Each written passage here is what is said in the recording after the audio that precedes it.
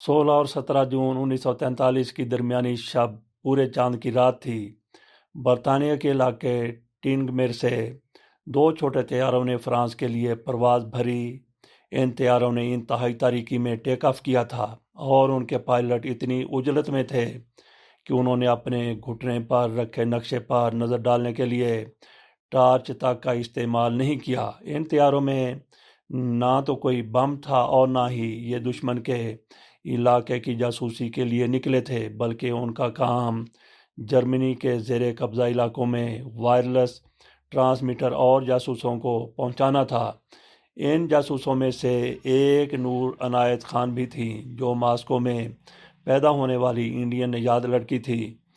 ان طیاروں کی زیادہ سے زیادہ رفتار 212 میل فی گھنٹہ تھی۔ برطانیہ میں اپنے خفیہ ٹھکانے ٹینگمیر سے اڑان بھرنے کے بعد یہ طیارے رات کی تاریکی میں 1.5 گھنٹے کا سفر کر کے فرانس کے کھیتوں میں جا اترے۔ یہ طیارے اپنے ساتھ اضافی ایندھن کے ٹینک بھی لے گئے تھے، جس کی وجہ سے وہ 1150 میل طویل سفر کر سکتے تھے۔ ان طیاروں کے اوپری حصے اور پروں کو اس طرح پینٹ کیا گیا تھا کہ رات کے اندھیرے میں ان طیاروں کو دیکھنا بہت مشکل تھا۔ یہ طیارے انگلینڈ کے بہترین پائلٹس اڑایا کرتے تھے۔ نور عنایت خان کی سوانح عمری کوڈ نیم میڈلن اے صوفی سپاہی ان نازی آکوپائیڈ پیرس کے مصنف آرتھر جے میکڈے لکھتے ہیں کہ اس رات طیارے کو اڑانے والے پائلٹ فرینک ریملز کی نظر جب خوش شکل، گندمی رنگت اور فرانسیسی زبان بولنے والی نور پر پڑی تو انہوں نے سوچا کہ ایک ایسی نوجوان خاتون کو فرانس کیوں بھیجا جا رہا ہے جو نظروں میں آئے بغیر نہیں رہ سکتی۔ وہ لکھتے ہیں کہ جاسوسوں کے بارے میں عام خیال یہ تھا کہ وہ جتنے سادہ شکل ہوں اتنی ہی آسانی سے لوگوں میں گھل مل جاتے ہیں۔ بہترین جاسوسوں کی خاصیت یہ تھی کہ وہ لوگوں کی توجہ اپنی طرف مبذول نہیں کرواتے، لیکن نور عنایت خان اس کے بالکل برعکس تھیں۔ ان پر نظر پڑتے ہی کوئی انہیں نظر انداز نہیں کر سکتا تھا۔ ان کے ساتھ تربیت حاصل کرنے والے ایک جاسوس نے کہا کہ نور کو دیکھنے کے بعد انہیں کوئی نہیں بھول سکتا تھا۔ نور عنایت کے والد ایک صوفی مبلغ تھے، جبکہ ان کی والدہ ایک امریکی خاتون تھیں۔ نور عنایت 1 جنوری 1914 کو سوویت یونین کے دارالحکومت ماسکو میں پیدا ہوئی تھیں۔ ان کے والد ہندوستانی تھے جن کا نام حضرت عنایت خان تھا اور وہ ایک صوفی مبلغ تھے۔ ان کی والدہ امریکی نژاد اورا بیکر تھیں، جنہوں نے اپنا نام بدل کر امینا شاردرا بیگم رکھ لیا تھا۔ نور کا تعلق میسور کے بادشاہ ٹیپو سلطان کی اولاد سے تھا۔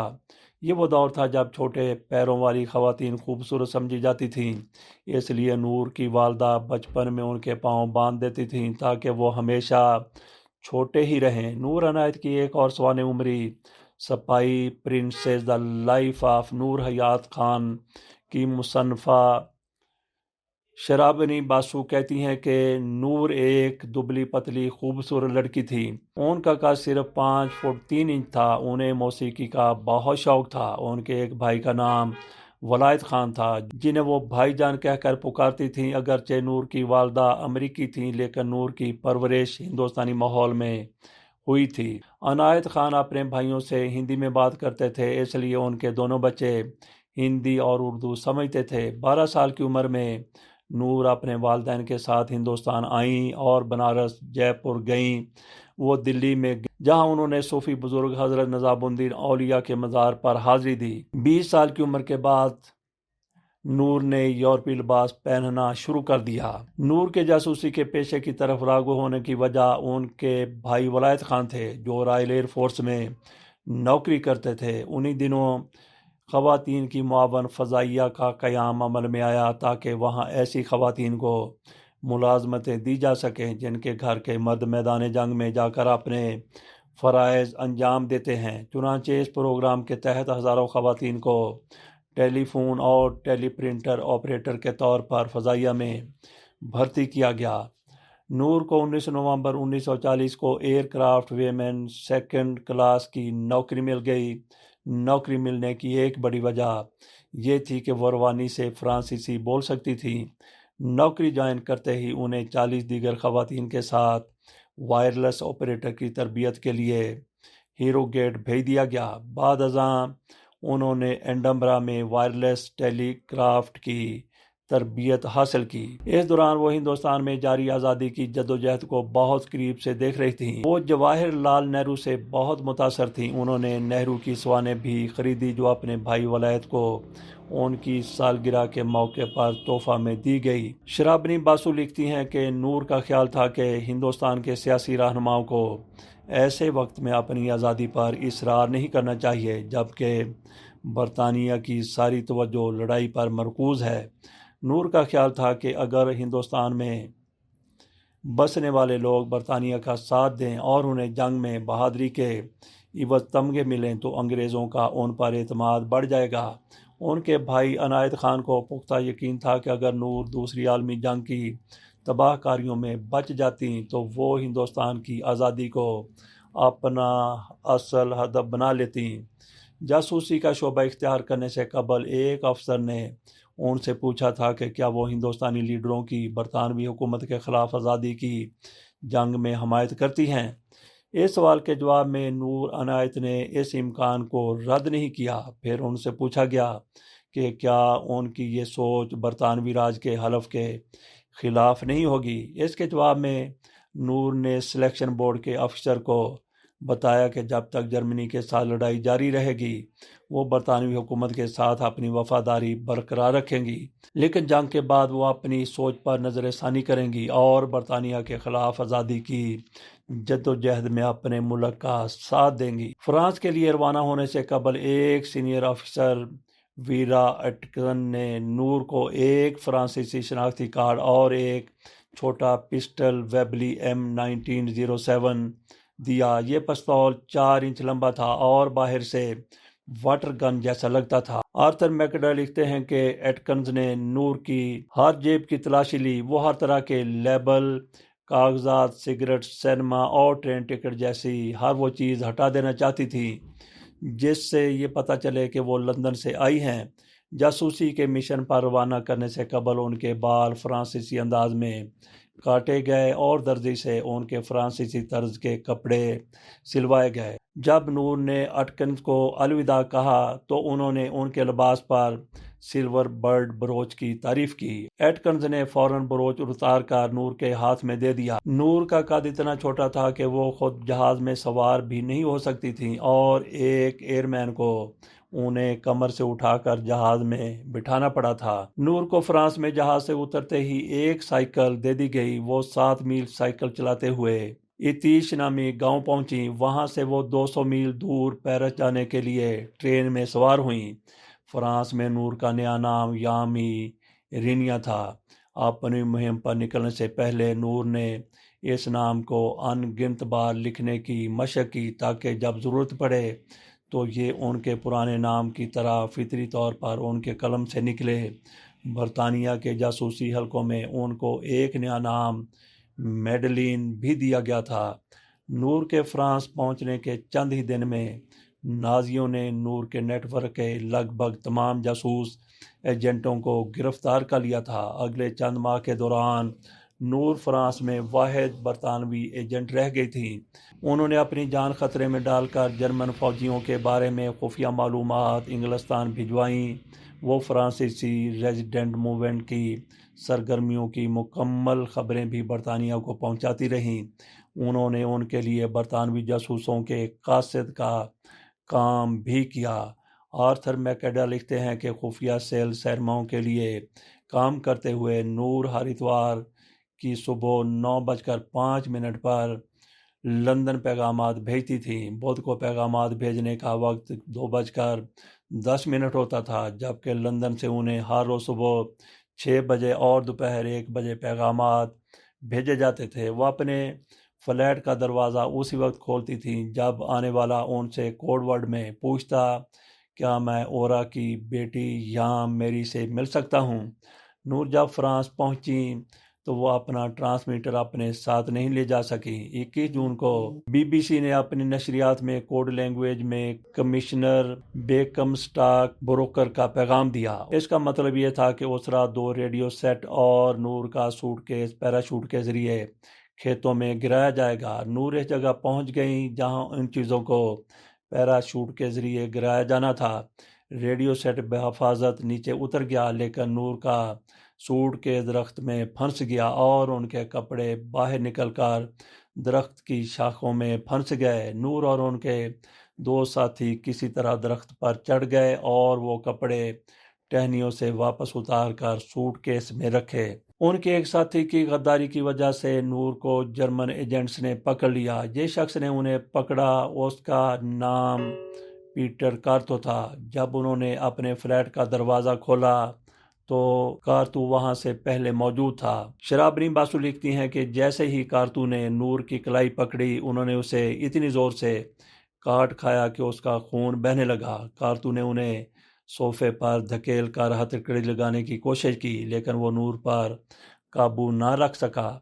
آخر کار انہوں نے اپنا پستول نکالا اور نور کو دھمکی دی کہ اگر وہ اپنی پوزیشن سے ذرا بھی ہلی تو وہ ان پر گولی چلا دیں گے۔ ایک ہاتھ میں پستول پکڑے انہوں نے دوسرے ہاتھ سے فون نمبر ڈائل کیا اور کہا کہ مدد کے لیے مزید لوگوں کو بھیجا جائے۔ بعد میں ارنسٹ بوگٹ نے اس واقعے کی تفصیل بیان کرتے ہوئے لکھا، جب میں وہاں پہنچا تو پیٹر کمرے کے سب سے دور کونے میں میڈلین کو کور کیے کھڑا تھا اور میڈلین صوفے پر شیرنی کی طرح بیٹھی ہوئی تھی۔ ان کی آنکھوں میں غصہ جھلک رہا تھا اور وہ بار بار پیئر کو سیل باخ گندا جرمن کہہ کر مخاطب کر رہی تھی۔ کارتو کی کلائی سے بہت خون بہہ رہا تھا۔ پکڑے جانے کے بعد نور کو گسٹاپو جرمن خفیہ ایجنسی کے دفتر لے جایا گیا۔ انہوں نے شروع سے ہی جرمن انٹیلیجنس افسران پر واضح کر دیا کہ چاہے کچھ بھی ہو جائے وہ ایک لفظ نہیں بولیں گی۔ جب انہیں جیل بھیجا گیا تو انہوں نے عجیب و غریب درخواست کی کہ وہ نہانا چاہتی ہیں۔ جرمن ان سے بہت سے راز اگلوانا چاہتے تھے، اس لیے وہ فوراً راضی ہو گئے، لیکن گارڈز نے باتھ روم کا دروازہ تھوڑا سا کھلا رکھا تاکہ وہ ان پر نظر رکھ سکیں۔ شرابرین باسو لکھتی ہیں کہ لیکن نور نے وہاں بہت شور مچایا اور کہا کہ وہ مکمل غسل کرنا چاہتی ہیں اور نہیں چاہتی کہ گارڈ انہیں برہ نہ دیکھیں۔ جرمن دروازہ بند کرنے پر راضی ہو گئے، مگر دروازہ بند ہوتے ہی نور باتھ روم کی کھڑکی سے چھلانگ لگا کر اس کے ساتھ والی بالکونی کی کھڑکی کے نیچے آ گئیں۔ وہ کسی بلی کی مانند چل رہی تھیں۔ انہوں نے بھاگنے کی کوشش میں کوئی وقت نہیں لیا۔ وہ محض اتفاق تھا کہ جرمن افسر ووگٹ قریب ہی ایک اور بیت الخلاء میں تھے۔ وہاں انہوں نے کھڑکی سے باہر دیکھا تو یہ دیکھ کر دنگ رہ گئے کہ نور باہر گٹر کے پاس کھڑی تھیں۔ وہ اسی کھڑکی کی طرف بڑھ رہی تھیں جہاں وہ کھڑے ہوئے تھے۔ انہوں نے نور کو وہاں تک آنے دیا اور پھر آہستہ سے ان سے کہا، میڈلین بیوقوفی مت کرو، تم خود کو مار ڈالو گی، اپنی ماں کے بارے میں سوچو، اپنا ہاتھ میری طرف بڑھاؤ۔ ووگٹ نے ان کا کندھا پکڑا اور گھسیٹ کر نیچے لے گئے اور پھر نور کو ان کے سیل واپس پہنچا دیا گیا۔ اپنے کمرے میں جا کر نور اس طرح پکڑے جانے پر رو پڑی۔ انہوں نے اپنے آپ کو کوسنا شروع کیا کہ پکڑے جانے کے بجائے انہیں خودکشی کر لینی چاہیے تھی۔ کچھ دیر بعد جب ایک گارڈ ان کے لیے کھانا لے کر آیا تو انہوں نے کھانا کھانے سے انکار کر دیا۔ انہوں نے رات کا کھانا بھی نہیں کھایا۔ ووگٹ نے انہیں اپنے کمرے میں آنے کا حکم دیا۔ وہاں انہوں نے انہیں انگریزی چائے اور سگریٹ پیش کی۔ انہوں نے چائے پی اور یکے بعد دیگرے کئی سگریٹ پھونک دیے، لیکن کھانے کو ہاتھ نہیں لگایا۔ نور ایک مشکل قیدی تھیں۔ وہ جیل میں اکثر ہلکے بھورے رنگ کا جمپر پہنتی تھیں۔ انہیں ان کپڑوں میں ہی گسٹاپو کے اہلکاروں نے گرفتار کیا تھا۔ چند روز بعد انہوں نے جیل سے فرار ہونے کی ایک اور کوشش کی۔ وہ جیل کی چھت تک بھی پہنچ چکی تھیں، لیکن یہ ان کی بدقسمتی تھی کہ اسی وقت برطانوی طیاروں نے اس علاقے پر فضائی حملہ کیا۔ حملے کا زور ختم ہونے کے بعد اہلکاروں نے جب ان کے کمرے کی تلاشی لی تو نور وہاں نہیں ملی۔ اس کے بعد جرمن فوجیوں نے اس پورے علاقے کو گھیرے میں لے لیا۔ نور کو پکڑ لیا گیا اور جرمن سپاہیوں نے انہیں مارا پیٹا اور دوبارہ سیل نمبر 84 میں لے آئے۔ 26 نومبر 1943 کو نور کو فرانس سے جرمنی جلا وطن کر دیا گیا۔ برلن کی براہ راست ہدایات کے بعد نور کو خطرناک ترین قیدیوں میں شامل کیا گیا۔ جرمنی کی فورزیم جیل میں نور کے ہاتھ پاؤں بیڑیوں سے بندھے ہوئے تھے، ایک تیسری زنجیر سے ان کے ہاتھ پاؤں کو جوڑ دیا گیا تھا، وہ نہ سیدھی ہو سکتی تھی اور نہ بیٹھ سکتی تھیں۔ ان لوگوں نے انہیں تقریباً بھوکا رکھا تھا، انہیں کھانے کے لیے صرف آلو کے چھلکے اور گوبھی کا سوپ دیا جاتا تھا۔ گسٹاپو نے انہیں ایک لمحے کے لیے بھی سکون سے نہیں بیٹھنے دیا، وہ ان سے سوال پر سوال پوچھتے رہے کہ اپنے ساتھیوں کے نام بتائیں، لیکن نور نے ایک لفظ بھی نہیں کہا۔ انہیں قید تنہائی میں رکھا گیا، وہ نہ کھا سکتی تھیں نہ ہی خود کو صاف رکھ سکتی تھیں۔ یہ کام ایک اور خاتون کیا کرتی تھی جنہیں نور سے ایک لفظ بھی نہ بولنے کی ہدایت کی گئی تھی۔ جیل کی کوٹڑی میں پڑی نور کو دن اور وقت کا کوئی اندازہ نہیں رہا تھا۔ وہ پیش کیے جانے والے ناشتے اور دن رات کے کھانے سے وقت کا اندازہ لگاتی تھیں۔ ان کی کوٹڑی کا دروازہ کبھی نہیں کھلا۔ بھوک سے بہت کمزور ہونے کے باوجود نور کے حوصلے نہیں ٹوٹے تھے۔ زنجیروں میں جکڑے جانے کے باوجود وہ اپنی کوٹڑی میں آہستہ آہستہ چلتی تھیں تاکہ دماغ متحرک رہے۔ 12 ستمبر کو نور کو ڈاکاؤ حراستی کیمپ لے جایا گیا۔ اس کے مرکزی دروازے پر لکھا تھا اربائت ماچٹ فرے، یعنی کام آپ کو آزاد کر دے گا۔ یہ ستم ظریفی تھی کیونکہ اس کیمپ سے بہت کم لوگ ہی زندہ نکل پاتے تھے۔ یہ 1933 سے 1945 تک 30,000 لوگوں کو موت کے گھاٹ اتارا گیا تھا۔ اس رات نور کو بہت تشدد کا نشانہ بنایا گیا۔ شرابنی باسو لکھتی ہیں کہ جرمن سپاہی ان کے سیل میں گھس آئے اور انہیں مارا پیٹا، پھر انہوں نے نور کے سارے کپڑے اتار دیے۔ رات بھر انہوں نے ان کے جسم کے نازک حصوں کو اپنے موٹے جوتوں سے روندا، پھر ایک سپاہی نے انہیں گھٹنے کے بل بیٹھنے کو کہا اور اپنی پستول پوائنٹ بلینک رینج سے ان کے سر کے پچھلے حصے پر گولی چلا دی۔ نور عنایت خان کے مرنے سے پہلے آخری الفاظ لبرتے تھے، جس کا مطلب آزادی تھا۔ اس وقت ان کی عمر صرف 30 سال تھی۔ اس کے بعد ان کی لاش کو کھینچ کر بھٹی میں پھینک دیا گیا۔ چند منٹ بعد عینی شاہدین نے شمشان گھاٹ کی چمنیوں سے دھواں اٹھتے دیکھا۔ انگلینڈ میں اس رات ان کے والد اور بھائی کو ایک ہی خواب آیا، جس میں انہوں نے دیکھا کہ نور یونیفارم پہنے کھڑی تھی اور ان کے چاروں طرف نیلی روشنی تھی اور وہ انہیں بتا رہی تھی کہ اب وہ آزاد ہیں۔ نور کو 1949 میں برطانیہ کا سب سے بڑا اعزاز جارج کراس دیا گیا۔ فرانس نے انہیں اپنے اعلیٰ ترین شہری اعزاز سے نوازا۔ فرانسیسی حکومت نے پیرس میں ان کے گھر فضل منزل کے باہر تختی لگوائی۔ ہر سال ہاسٹل ڈے پر ایک فرانسیسی فوجی بینڈ ان کے اعزاز میں ایک دھن بجاتا ہے۔ 2006 میں انڈیا کے اس وقت کے وزیر دفاع پرنب مکھرجی نے پیرس میں ان کے گھر جا کر نور کو خراج عقیدت پیش کیا تھا۔ 8 نومبر 2012 کو لندن کے گارڈن اسکوائر گارڈن میں برطانیہ کی شہزادی این نے ان کے کانسی کے مجسمے کی نقاب کشائی کی تھی۔ 2014 میں برطانیہ کی رائل میل نے نور عنایت خان کے اعزاز میں ڈاک ٹکٹ جاری کیا تھا۔